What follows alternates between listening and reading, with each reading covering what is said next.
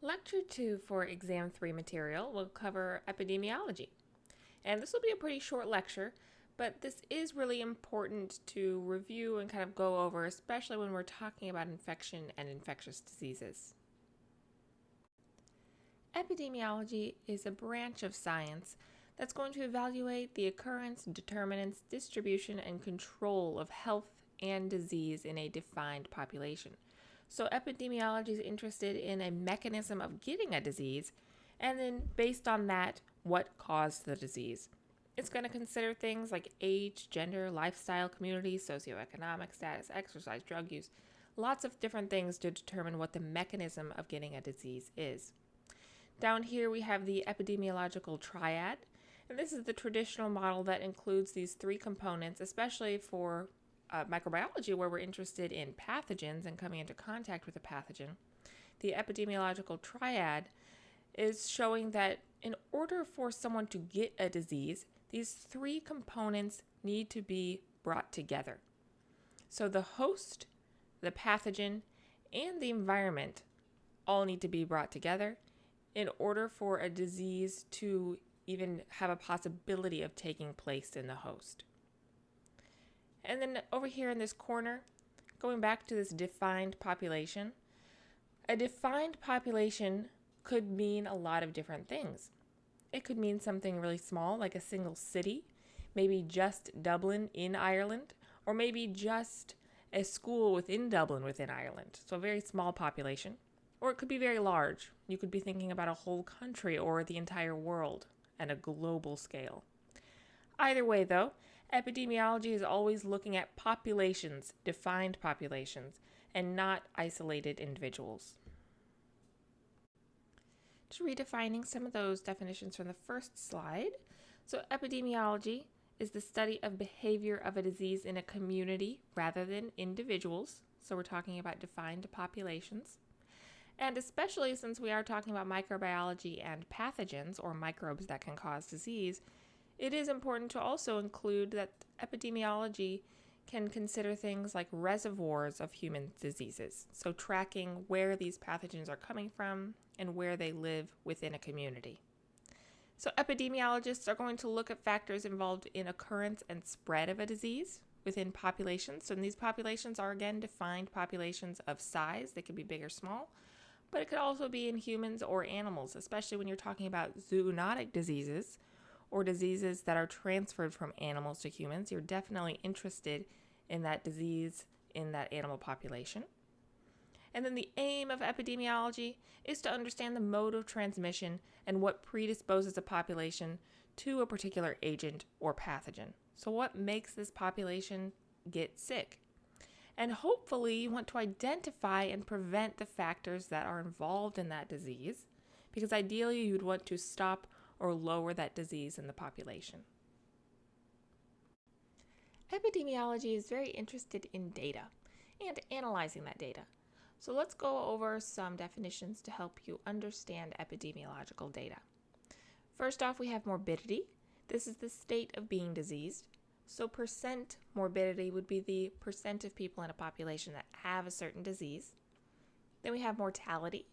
Percent mortality in a population would be the percent of people that died as a result of that disease. We also have prevalence and incidence. Prevalence is the number or portion of individuals with a particular illness in a given population at a point in time, so it is accumulative. And then incidence. This is the number or portion of new cases in a period of time. And to show prevalence and incidence, I have this graph to the right here, HIV prevalence and incidence in the US from 1980 to 2010. On the y-axis, we have 0 to 1.2 million. It's the number of cases. And then on the x-axis, we have the year from 1980 to 2010. You'll see that the red line is active HIV infections, and that is our prevalence. So the number of people accumulatively over this time that have active HIV infections. And the blue line is new infections. That is our incidence. That's the number of new cases in a certain period of time. So you can see that since 1990, really the same number of people are getting new infections each year.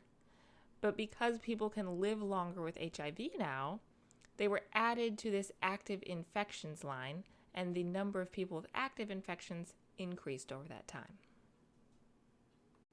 Another way to go about understanding what incidence and prevalence mean is with this diagram here called the epidemiologist's bathtub.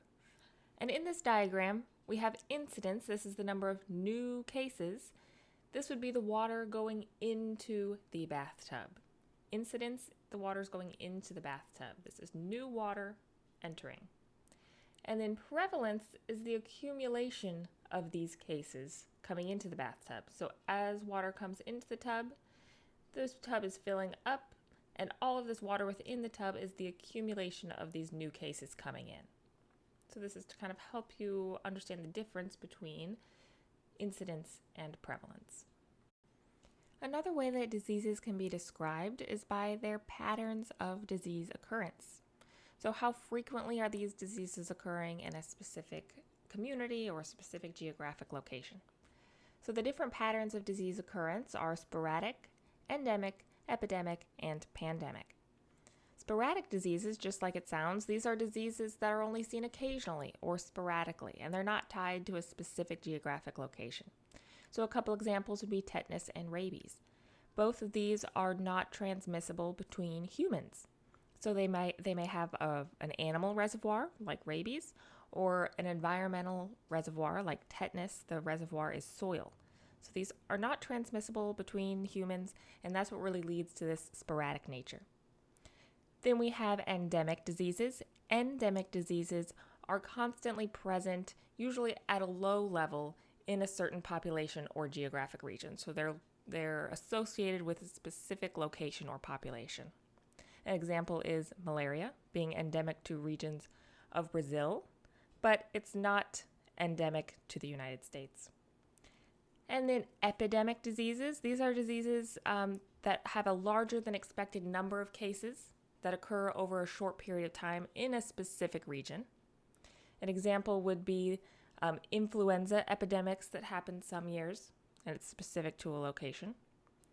And then pandemic diseases. This is an epidemic that's occurring on a worldwide scale or a global scale. And of course, we know that COVID-19 led to a pandemic. This was happening globally all over the world. So here is a graphic to help you visualize those different patterns of disease occurrence. We have endemic, so these are diseases that are specific to these individual locations. Sporadic, this would be a disease that can happen really randomly almost anywhere. Epidemic, this would be a higher than normal disease occurrence in a specific region. And then pandemic, a higher than normal disease occurrence happening globally. And over the next couple slides, we'll actually give a couple examples of some endemic diseases. So our first example of an endemic disease is malaria. Malaria is endemic to regions of Africa, but you'll see along this whole equatorial belt that it does have levels of transmission elsewhere, but it's most prevalent in Africa. Malaria is spread by an arthropod vector, so it's the Anopheles mosquito. And this mosquito is spreading this protozoan parasite. This is what's actually causing malaria, the parasite is.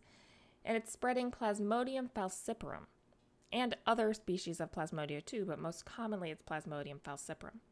And this protozoan, part of its life cycle, is replicating inside of our red blood cells. So you'll see that these circles right here in this image below are the red blood cells. And then these dark purple rings inside of the red blood cells are the parasite Plasmodium falciparum. And so you can see that understanding the epidemiology of malaria, like how transmission occurs and where it occurs, really helps us understand how we can stop or lower the disease in a population. One way that we're able to do that is by recognizing that mosquitoes are a vector for this disease, and so lowering the mosquito population and protecting yourself from mosquitoes is just one way to lower malaria transmission. Another example of an endemic disease is Rocky Mountain spotted fever, and this is endemic to regions of the United States. So you'll notice that our scale has changed. With malaria, we were talking about a global scale, And with Rocky Mountain spotted fever, we're talking about a smaller scale. We're talking about just the United States. So just keep that in mind with epidemiology. The scale can change. The population that you're looking at can change. Now, Rocky Mountain spotted fever is really endemic to this kind of eastern central region of the United States. If you look at this graph, you can see the incidence rate, or the number of new cases per 1 million people, is highest in this region. Rocky Mountain spotted fever is spread by an arthropod vector, again, like malaria, but instead of mosquitoes, it is spread by ticks, most commonly the brown dog tick. And these ticks, if they are infected with a certain bacteria and they bite a human, then they can transmit that bacteria to the human. And that bacteria is Rickettsia rickettsii. And this can be transmitted from ticks to humans with a tick bite. So you can see, again, think in terms of epidemiology, why it's important to understand transmission and where this is occurring. Because this really helps with educating people and understanding how we can stop or lower the number of diseases that are occurring in these populations. Now people in Missouri understand that whenever you go for a hike and you get ticks on you, to check for ticks, one, of course, remove ticks promptly, wash the area, monitor yourself for signs and symptoms. So epidemiology is really important for understanding where this stuff is happening, but also how we can ultimately prevent it. Now let's talk about some different types of epidemiological studies. And this is not an exhaustive list, just the ones that we're going to talk about, but do pay attention to where this data is coming from and kind of what the different defined populations are for different types of studies. First off, we have retrospective studies, and just like it sounds with retro, this is gathering data from the past. So this can be things like previous medical history or previous occupational history, and then looking at how that previous information is influencing a present day case. Kind of the opposite of that is prospective studies, because this is following individuals and monitoring the disease over time. So it's gathering new data over time by following people who may or may not become ill over the duration of the study. Next up, we have cohort studies. And cohorts is referring to groups. So this is examining different groups of people and really following them through time, similar to a prospective study, but people are divided into defined groups based on what you're interested in researching. For example, a group of smokers versus non-smokers. And then finally, we have case control studies. And these are typically retrospective studies, so it's gathering data from the past and comparing groups of individuals. So it's kind of like a cohort plus retrospective study, gathering past data to compare two different groups of people. And the last topic for this lecture is emerging and re-emerging infectious diseases. An emerging disease would be either new to the human population or it would have an increase in prevalence in the past 20 years. We recently experienced a new emerging infectious disease, and that example is the coronavirus disease, or COVID-19. That was something that globally people had not experienced before, so it was an emerging infectious disease. And then re-emerging infectious diseases. These are diseases that increase in frequency after a previous period of decline that's less than 20 years.